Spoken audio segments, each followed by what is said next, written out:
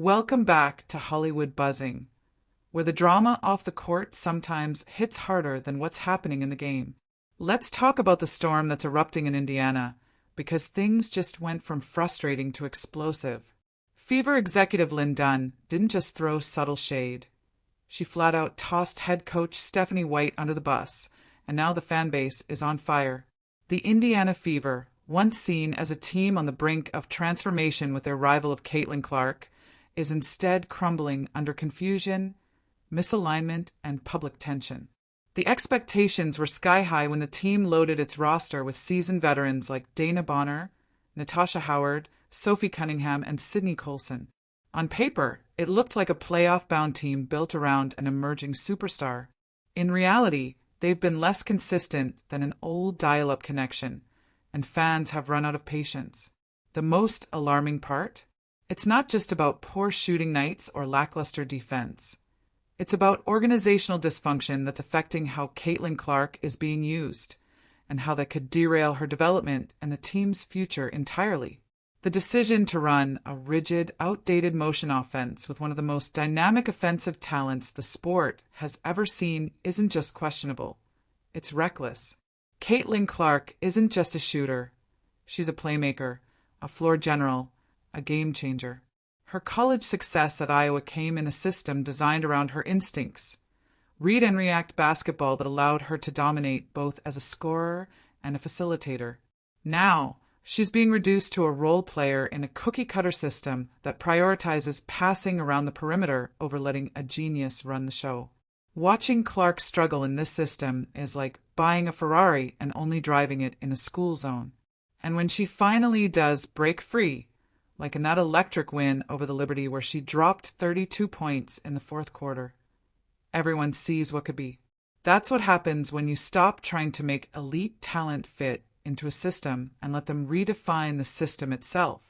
But here's where things boil over. Linn Dunn, a seasoned voice in the Fever front office, took to social media to post what seemed like a generic statement about coaching fundamentals. You can't expect players to execute things they don't drill in practice. But nobody was buying the neutrality. It was a clear, pointed critique of StephanieWhite's offense and preparation, or lack thereof. And it didn't come randomly. It came right after another loss in which Clark looked frustrated, the offense looked confused, and the team looked like it was playing without any identity. Fans picked up on it instantly. They're done being polite about the decisions being made. From questioning salaries like Katie Lou Samuelson's $180,000 contract to demanding accountability from the coaching staff, the Fever fan base is making their voices heard. These are not casual fans. They're diehards who have stuck with the franchise through thin years, and now, with a player like Clark in the fold, they expect a standard of excellence to match. What's truly baffling is the disconnect between Clark's on-court impact and how she's being used. When she's on the court, Indiana's offensive rating skyrockets to 107.5. Take her out, and it plummets to 82.2. That's not a small dip. It's a catastrophic drop that should tell any coach or executive that the offense needs to be built around Clark, not just occasionally featuring her. Yet, StephanieWhite remains committed to this motion offense that relies on players being in perfect sync at all times. But that's not how you win with a generational point guard.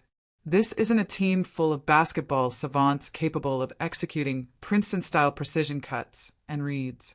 It's a team that needs a star to lead them, and Clark is that star. Forcing her into a passive role is counterproductive and demoralizing. And it's not like we haven't seen the blueprint. Teams like the Las Vegas Aces with Aya Wilson or the New York Liberty with Sabrina Ionescu have figured out how to maximize their elite players. They build around them, they empower them, and they get results. Indiana is doing the opposite. They're suppressing Clark's strengths, putting her in a system that doesn't suit her and expecting elite results from a fundamentally flawed game plan. And now we're seeing the results. Losses, frustration, and now public discord between the front office and the coaching staff. Things got even murkier with White stepping away for personal reasons. While those reasons are private and should be respected, the timing only adds to the chaos. When your coach is absent during a pivotal stretch of the season, your front office is making cryptic statements online, and your star player is visibly frustrated, you've got more than a basketball problem. You've got a leadership vacuum. Then there's the whole Connecticut-Sun connection. White came to Indiana after running a similar motion offense in Connecticut, and yes, it worked there to a degree, but she didn't have CaitlinClark on that roster. Trying to use the same system with a completely different roster makeup, particularly one that includes a transcendent point guard, is like trying to use the same playbook for a football team after trading in your pocket passer for a scrambling quarterback. Systems must evolve with talent. Great coaches adjust. Right now, that adjustment isn't happening in Indiana, and the cost might be enormous. Consider Clark's own expectations before the season. She publicly said she believed this team could contend for a championship. How do you go from that mentality to running an offense that doesn't even optimize your best player skills? It's not about effort. Clark is showing up, she's competing, and she's doing what's asked. But when what's being asked goes against her nature as a player, the outcome is predictable. A talented roster underperforming, a star looking restricted, and a franchise that should be thriving instead caught in turmoil.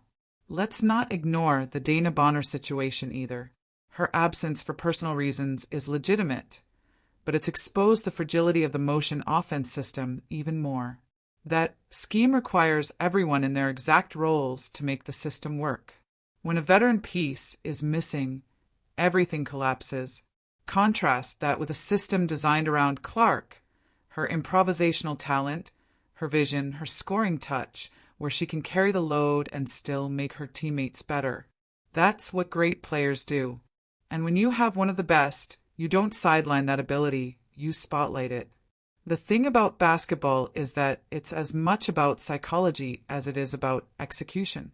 When players feel empowered, when they're allowed to play freely and instinctively, the results are almost always better.